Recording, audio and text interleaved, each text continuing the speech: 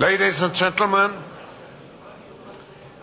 it is a great pleasure for me to welcome Prime Minister Taro Aso from Japan, who has come all the way, despite the diet session, to be with us and to demonstrate how Japan, in the present difficult situation, is contributing to the management of the crisis and to global affairs. And I would like to pass the floor to Klaus, who has a dual, and I would introduce him here with a triple function. First, of course, you know, he's CEO of Renault, he's CEO of Nissan, and he is a member of the Foundation Board of the World Economic Forum. Thank you, Klaus. Prime Minister, good morning. Thank you for being with us again. I would like to stress the fact that, even though you've been Prime Minister since the fall 2008, at the moment where it looks like the world was collapsing and all the crises were coming at the same time, you've been driving the crisis with, always a smile, a lot of good humor, a lot of lucidity, and keeping also some of the long-term goals of Japan. Everybody knows you have stressed a lot the initiative about low carbon society, and even though we are struggling with a lot of short-term issues, you have taken all the decision and made all the initiative in order to maintain society and companies really focused on this. But Japan, at the same time, is facing a lot of short-term issues between the strengthening of the yen, the lowering of the industrial production, the fact that the investments are going down, the trade imbalance. So we are really very eager to hear from you about how are you addressing the short-term issues which are so pressing, and at the same time maintaining the long-term direction for the Japanese economy and Japanese society. And again, thank you for being with us.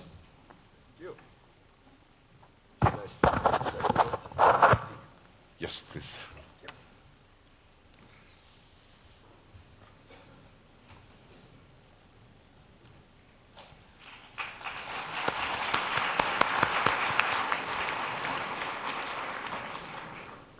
I'm sure you like to hear my beautiful Japanese rather than my loud English, so better to put your...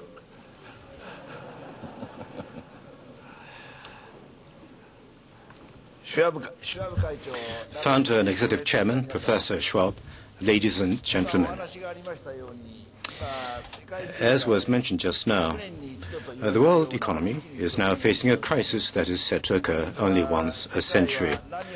Today, I wish to share with you my thoughts on what the world should do and the role of Japan within that context.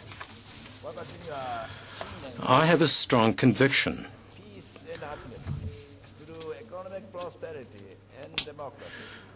the pursuit of economic prosperity and democracy will lead to peace and happiness. This is the path that Japan has been following since the end of World War II. Economic prosperity gives rise to a new middle class, which then desires still greater freedom, democracy, and peace. Many countries in Asia have also walked down this path. What then happened was the tremendous economic growth and expansion of democracy, although the degree of the latter varies from country to country. I take pride in the fact that by supporting the efforts of Asian countries, Japan played a significant role in this turn of events.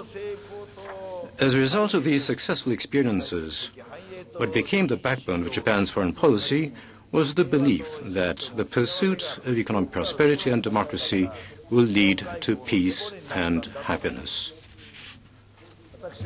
2 years ago, when I was serving as foreign minister, I articulated the concept of the arc of freedom and prosperity. This, too, clearly illustrates Japan's determination to support the efforts of countries aspiring to market economies and democracy, and to travel the road to prosperity together with those countries. Ladies and gentlemen, economic prosperity is now confronted by challenges everywhere in the world. In the current financial crisis, it has become clear that there is tremendous room for improvement in the financial markets as markets. The Summit on Financial Markets and the World Economy was held in Washington, D.C. last November. Based on Japan's experiences, I advocated the necessity of expeditious disposal of financial institutions' non-performing loans, and also of capital injections using public funds. In addition, I announced Japan's readiness to provide a loan equivalent to a maximum of $100 billion to the International Monetary Fund, in the belief that it is imperative to ensure liquidity centered on the US dollar for middle-sized and small countries, as well as emerging economies. I welcome oil-producing nations and countries with substantial foreign currency reserves to join in such efforts. Yet, in addition to these types of what we might call emergency first aid, it is also necessary to build up the health of the economy and fortify its strength. First of all, the reformulation of market rules. This is also an effort to strike a balance between competition and regulation, as well as to restore economic rationality. I've been calling for some time for the introduction of a supervisory system for the financial markets, regulation of credit rating agencies, and clarification of the mark-to-market accounting standards to be used during times of high market volatility. As we head towards the London summit, to be held there in April, it is important that there be steady implementation of the agreed action, including these aforementioned points. At the same time, a major precondition for overcoming the crisis is that the flow of trade and investment not be inhibited. Japan's exporting companies are also mired in extremely severe economic circumstances. However, in keeping with the lessons of the 1929 Great Depression, we will resolutely fight all protectionism. We'll also act in cooperation with other countries and towards the early conclusion of WTO Doha round negotiations. Next, I would like to address remedying the global imbalance. Our real economies have been suffering significantly. In order to put the world economy back onto a stable growth trajectory, one imperative is correcting the global imbalance that has arisen from overconsumption in the United States and insufficient internal demand in other countries, especially countries with overall balanced surpluses. Countries must shed their dependence on external demand. Now, over the last year and a half, the yen has gained the most value among all major currencies. Each country needs to enhance internal demand and achieve self-sustaining growth in keeping with their individual circumstances. I feel keenly that the restoration of vitality for the Japanese economy, the second largest in the world, is Japan's foremost duty. Towards that end, I have decided on an economic stimulus package on a scale of approximately 75 trillion yen, about $840 billion. Our fiscal measures alone total some 12 trillion yen, or $135 billion, corresponding to approximately 2% of Japan's gross domestic product. In situations in which private sector funds do not turn into investment despite reduced interest rates, fiscal stimuli from the government are necessary. Aberrational economic circumstances call for exceptional responses. That is Japan's experience from the 1990s.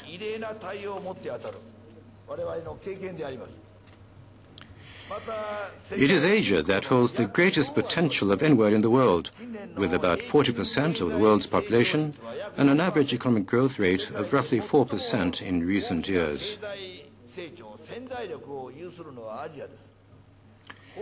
It is important for this region to contribute to the world economy as a center of growth open to the world. I have already incorporated funding of 10 billion yen, or $100 million or so, into our supplementary budget as emergency assistance to Asia. Furthermore, it will be necessary to strengthen regional cooperation in order to strengthen Asia's growth potential and expand domestic demand. For example, Japan has been proactively cooperating with sub-region-wide development, such as Mekong Region Development or the Delhi-Mumbai Industrial Corridor. In addition, toward the upcoming East Asia Summit, Japan will consider various concrete measures together with Asian countries, including the utilization of the Economic Research Institute for ASEAN and East Asia, or the so-called AREA. Needless to say, Japan will support Asian countries by mobilizing funds ranging from official development assistance and other official flows to private capital. For that purpose, Japan is ready to provide ODA not less than 1.5 trillion yen in total, or about $17 billion.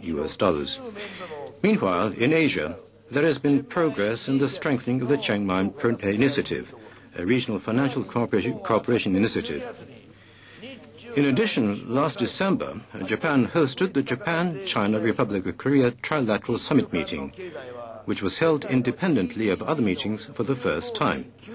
The combined economies of Japan, China, and ROK, at 15.19% of the total global GDP, exceed the combined figure of Germany, the UK, and France. This trilateral summit will be held on a regular basis, with strengthening of future trilateral cooperation to be advanced directly by the leaders. This is an historic first step, and I'm firmly convinced that a deepening of Asia's regional cooperation such as this will also lead to the recovery of the world economy in due course. African countries are experiencing severe impacts as a result of the sharp drop in resource prices.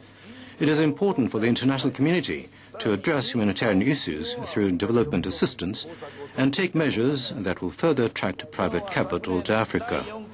Last year, Japan hosted the 4th Tokyo International Conference on African Development, or TICAD-4, and announced various initiatives, such as doubling of Japan's ODA for Africa by 2012 and providing support for doubling of private investment to Africa. Japan will faithfully fulfill these commitments. This March, Japan will be convening the TICAD Ministerial Follow-up Meeting, in which we'll put the voices of Africa together with a view to presenting these voices to the London Summit in April. The stability of the Middle East is also essential for sustained global prosperity. Security measures and reconstruction assistance are like flip sides of the same coin. In addition to our maritime self-defense forces' replenishment support activities in the Indian Ocean, Japan will dispatch self-defense force vessels off Somalia as a countermeasure against piracy. Furthermore, Japan has great expertise in improving people's livelihoods. I would like to introduce to you 2 examples of Japan's work in this area. In Afghanistan, Japan's assistance has made remarkable achievements. Japan brought to the success the disarmament and reintegration of some 60,000 former combatants, provided polio and BCG vaccines for a total of 40 million people, constructed 50 clinics, built or restored more than 500 schools, trained more than 10,000 teachers, and provided literacy education to some 300,000 people. Japan will continue these kinds of support, drawing on Japan's special attributes. In the Gaza Strip of the Palestinian territories, there has been a large number of civilian casualties, and the situation is one that cannot be ignored from a humanitarian perspective. Soon after hostilities broke out, Japan undertook emergency humanitarian relief on a scale of $10 million, and on the 23rd of January, we provided blankets and other types of stocked supplies. In addition to such kinds of humanitarian relief, Japan has been promoting the Corridor for Peace and Prosperity initiative as a longer-term effort, which includes building an agro-industrial park in Jericho in the West Bank. And we have been working on this together with Israel, the Palestinian Authority, and Jordan in order to enhance confidence building among them. This puts into practice my conviction that peace and happiness will come about through economic prosperity. I'm hopeful that in some years, a beautiful agro-industrial park in Jericho full of greenery will emerge in Jericho and will be producing abundant agricultural produce. Now, in order to tackle these issues that the international community faces, I have increased since last year our ODA volume, despite severe fiscal conditions, whereas in recent years, our ODA volume had been decreasing. We will firmly maintain that direction in 2009. And we expect to increase our ODA volume by approximately 20% on a net basis. All these responses reflect my renewed determination to tackle this once-in-a-century crisis. Ladies and gentlemen, I have just overviewed my plans to fortify our economic health and strength. In addition to these, we must not forget the issue of climate change. Climate change is a challenge, yet to tackle it is also an opportunity to create new industries. Japan, as the world's #1 leader in energy efficiency, is a case in point. Over the last 30 years, we have doubled our real GDP without increasing the energy consumption of our industrial sector. Our primary energy consumption per unit of GDP stands at only 1/2 the average for OECD countries and less than 1/3 of the global average. Transforming the oil crisis into an opportunity has been part of Japan's history. Last year, as the chair of the G8 summit, Japan demonstrated its leadership in shaping an agreement to reduce by 2050 global greenhouse gas emissions at least by half. This year is the year when we decide on concrete actions. If all countries do not share the burden equitably in keeping with their differentiated responsibilities, the problem will never be solved. Japan will also make greater efforts towards emission reductions. We are currently examining our midterm target based on scientific analyses, considering the environment, the economy, and energy in an integrated manner.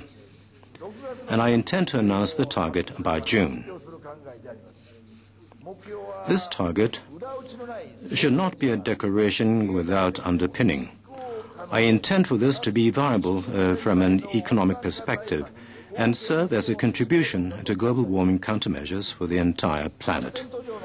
I believe that developing countries can make the transition directly to low-carbon societies while maintaining high economic growth.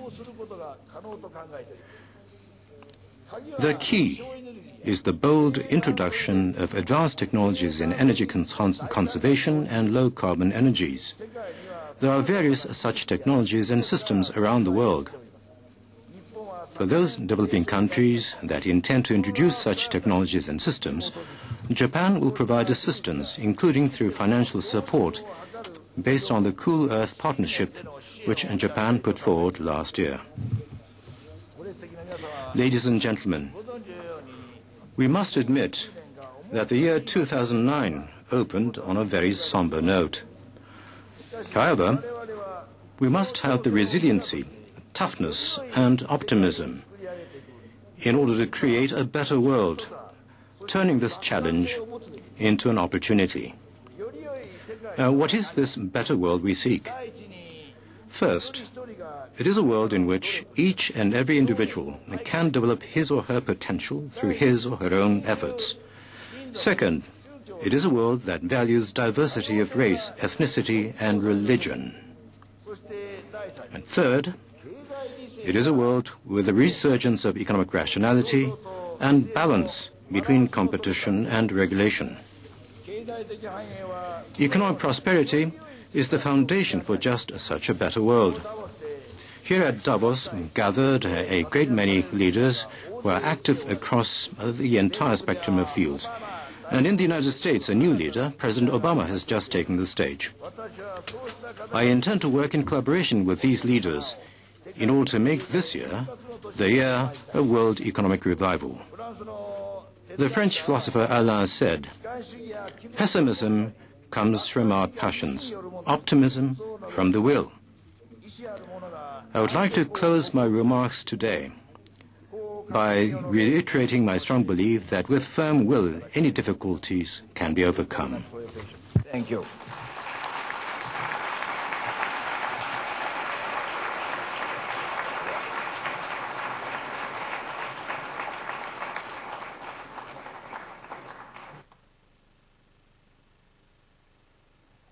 Prime Minister, we have some questions for you. I must say that after having lived 10 years in Japan, I always witnessed Japan being present when the international community asked for help, whatever it is finance or economic or even humanitarian. And everything you mentioned today is really a tribute to the fact that Japan always demonstrated its willingness to work smoothly with the rest of the international community. You mentioned financing the IMF, the World Bank, and strengthening of the Chiang Mai initiative. What are, in your opinion, the steps which need to be taken on top of this from now on? 資本の移動がグローバル化したというような The movement of funds have become globalized today, and in this world, what is most important is international cooperation and coordination.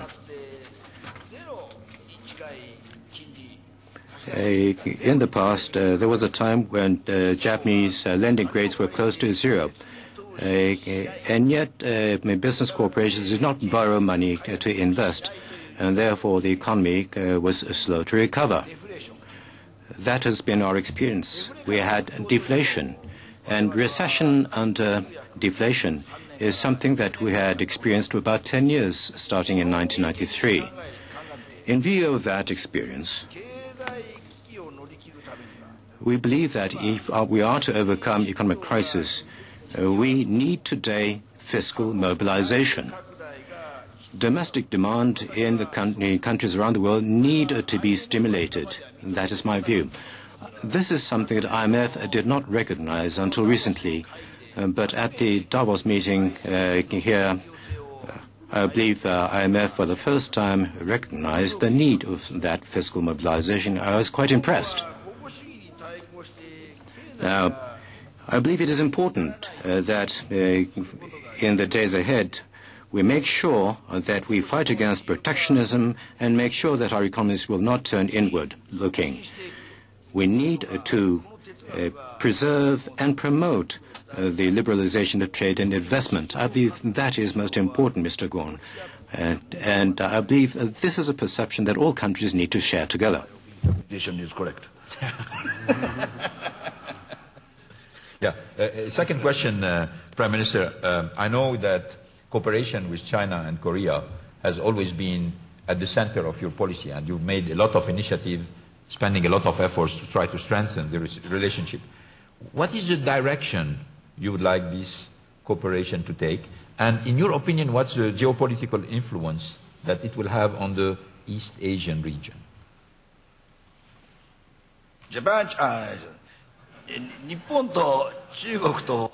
Japan, China, and ROK, these three countries, share history of 1,500 years together. We have such close relations. However, in December of last year, we held for the very first time the Trilateral Japan-China ROK Summit. In that very long history of the three countries, this was the very first time that the leaders of the three countries got together to discuss mutual cooperation. So it was an historic summit. And at that summit, we produced concrete results on international financial and economic issues. We decided to increase the currency swap amongst between Japan and Korea and between China and Korea. In fact, we virtually doubled that swap amount.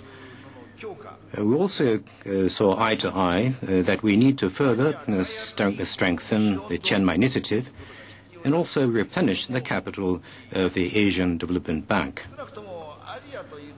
Now, Asia, at least, I believe, will be the center of growth for the world economy in the days ahead.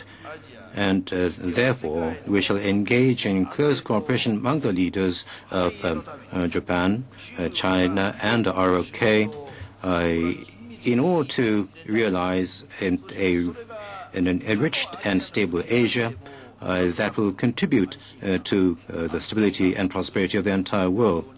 And the country can grow our countries into such beings that will give a sense of reassurance to all our neighbors. So that is the thought behind this initiative. Mr. Prime Minister, Japan is relatively well known for a close cooperation between governments and business. Now we have to tackle new issues in a globalized world. Climate change, you mentioned some, not only finance, development issues. And how would you see the cooperation between governments, business? We need the best minds, so we have also to integrate academics. We need civil society. What are your ideas about this kind of global cooperation, which to a certain extent is already expressed in the Davos community? What is your feeling about the need of such a enlarged cooperation of multi-stakeholders?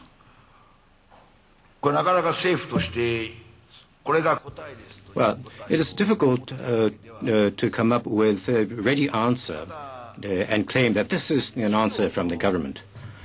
But I believe that governments and business corporations alone will not be able to resolve the various challenges.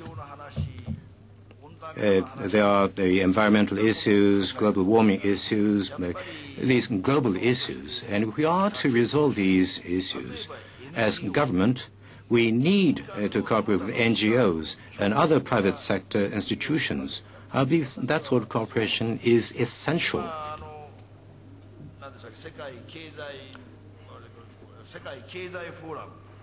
Now, this WEF, World Economic Forum, has been advocating global cooperation, and I highly appreciate this. As the chair of G8 Summit last year, Japan also promoted international cooperation with the participation of all stakeholders. And we attached great importance to the holding of the G8 Business Summit and promoting a cooperative relationship with private business corporations and NGOs. And I believe this importance will only grow in the days ahead. So we believe that we need to further organize these disparate cooperation with different types of NGOs in the world today. But as I said, government alone will not really be able to resolve these global challenges. Prime Minister, before we go out and try Japanese hospitality, I would also like to emphasize that the World Economic Forum always relied on a very strong Japanese participation, and I would like to thank our Japanese friends for that. And